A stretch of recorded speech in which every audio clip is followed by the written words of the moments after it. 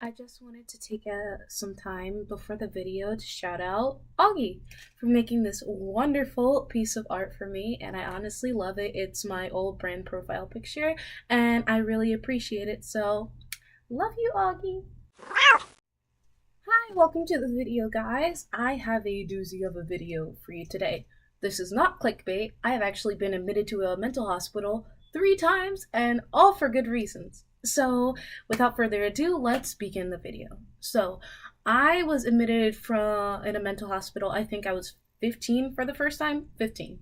So I'll put a picture over here. Think of 15-year-old little emo girl me. One side of my hair is blue, one side of my hair is pink, and it was just insane. So I got admitted because a threat of self-mutilation. It was voluntary. It has not always been voluntary. So the first time it was voluntary, and it was a threat of self-mutilation, which not exactly unfounded when you have a ton up your wrist. So yeah, I got admitted, and the first thing they do when you are admitted is they take you to an actual hospital instead of the actual mental hospital. The reason being, there was a shortage of beds, especially in youth hospitals. So I had to wait about a day. They took me into the hospital. They did a drug test. They did a bunch of tests on me. I don't think they took any blood, but I remember specifically having to do a drug test every time I got admitted. So I was pretty much stuck in a day for I was stuck in a bed for a day, and that was until they found a hospital to open up with. So I got the choice of going between 2 hospitals. One was a local hospital near my house, and one was a well-known hospital. I went with the more well-known hospital because I had actually had friends who were admitted. So I go over there, and I'm just nervous out of hell. So think of me, I'm naked except for a hospital gown that barely covers my ass because I have a big booty. So barely covering my booty. I'm walking in. There's a bunch of kids on the couch for something I'll learn later called group. And I'm in this place. You have no contact with the outside world. You don't have your phone, no laptop, no nothing. You can't really bring any books. You can bring like one book. You can't see any access to the internet, nothing. So you're pretty much stuck there, unfortunately. So yeah, first day in a mental hospital, I remember I had to have an aide outside every time I went to the bathroom. I didn't have an aide outside of the door because I have a history of eating disorders. So they have to sit by the door and make sure you aren't purging or anything like that. So that went away after a day because I was a little skinny girl back then because I did not eat that entire year. So I was a little itty bitty bitty girl, and I had to have someone go to the bathroom with me outside. So, how was it overall in this mental hospital? Awful. I will say the facility was nice. It was a big, fancy, well-funded facility. The program was shit, which is a complete opposite of the program I was in after that, which the facilities were awful, it was dirty, it was run down, it was outdated, but the program was fantastic. So, what was wrong with this? Every single nurse in there had an attitude. For good reason, I think, because it's not exactly the easiest thing to deal with mentally ill kids, but negating that fact, we are still kids. Well, I'm not really anymore. If I were to get admitted now, I'd go to an adult unit where I'd get the shit kicked out of me every day. Yeah, that was another thing. We were directly under the adult unit. So every once in a while you just hear people beating the absolute crap out of people, and you'd hear like 4 or 5 nurses just running to another ward, and you'd hear people screaming and fighting. Yeah, you did not want to end up in the adult ward, and they use that as a scare tactic. They're like, oh, if you don't get better, if you aren't active in your treatment, if you don't take this seriously, you're gonna end up down there and you're gonna get the crap eaten out of you every single day. Lovely people, am I right? But it did scare the shit out of us.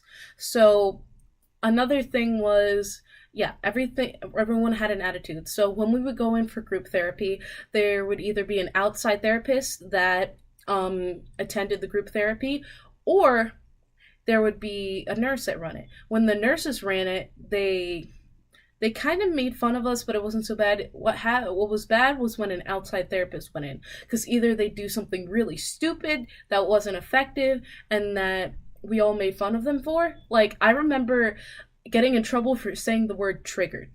Triggered. This was 2016, so the whole triggered meme was kind of coming to the surface.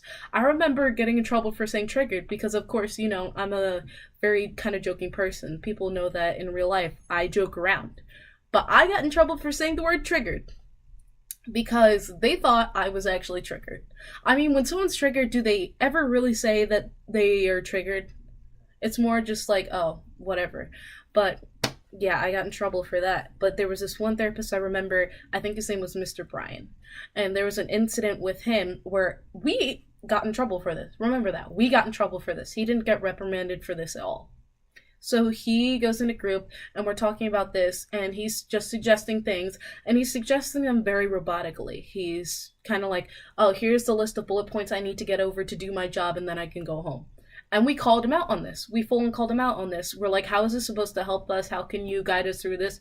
What are we supposed to do? I don't remember exactly what he said, but I just remember him reading the list robotically and nothing he said was helpful at all or it was too vague to actually help us. So what happened was we called him out. We're like, Mr. Brian, what are we supposed to do with this? Like, we don't really understand, like, how this is supposed to be helpful at all. So he calls us out back. He's just like, well, you guys are the ones in here. You guys need to be active in our treatment. And we're like, yeah, we know. We've been told that all this time, but, like, what are we supposed to do with this stuff? We don't really understand what you're saying. And he's just like, no, this is on you. You need to understand this because at least I get to go home at the end of the day. Oh, really now? At least you get to go home at... Oh, I'm about to go into a rant. But imagine being a 15-year-old kid, first time in a mental hospital, you're in uncomfortable clothes that the hospital gave you, you have your hair in an afro and it's itchy because they don't give you anything to take care of it, you're away from your parents, you haven't talked to any of your friends in 4 days, and a therapist, not another kid, because the kids in there can be cruel, but another therapist, a therapist tells you that at least they get to go home at the end of the day. Good for you, Mr. Therapist, that you get to see your family and everyone you care about every single day. I chose to be in here, but you're not helping me, okay? I understand my treatment is my own thing, but you're a therapist, you're a licensed therapist, you're supposed to help people. And think about this. Kids in there, I don't even have the worst situation. I've had shit happen to me, and it's bad. But you have kids coming in there from abuse situations, from neglect situations.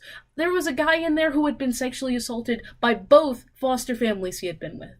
And you are telling these kids who have been through hell and back, and I've been through hell and back, but I don't take shit like that too personally, except when it affects other people. You're telling those kids that at least you get to go home at the end of the day. I would have revoked someone's license over that, but I'm a bit more emotional. So that was probably the worst thing that happened in the mental hospital. None of the nurses were really too nice. There was one nice nurse, but she got transferred like 3 days after I got there. So that was depressing.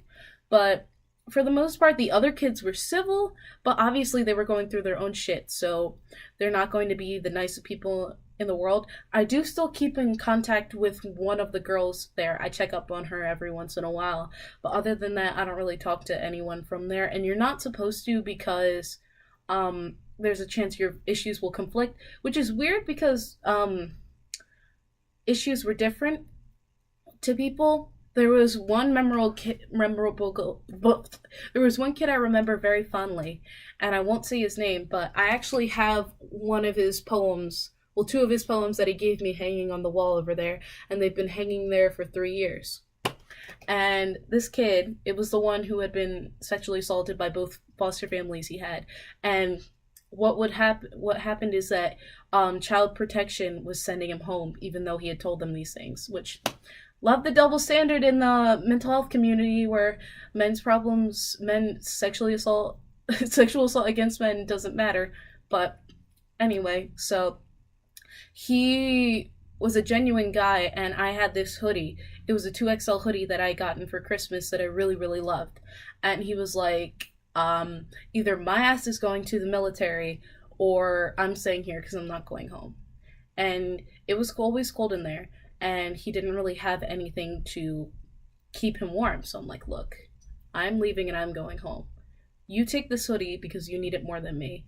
And yeah, so after I did that, I never heard from him again, which is probably a good thing because we have similar issues. But I just remember that moment specifically of when I went to a mental hospital. So that's a basic summary of my experience in a mental hospital. I can go into it more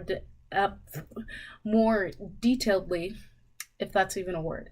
I can go into more detail about it another time, but that's just a brief summary of what it's like to be in a bougie mental hospital. So I hope you enjoyed the video. Hopefully it wasn't too long-winded. If you want to hear more story times like this, comment down below. The reason why I haven't been making music related content is because my voice is shot, but when my voice recovers, I will be re-recording I'm Dead Over Heroes and doing an official recording of Homecoming. Other than that, yes. Okay.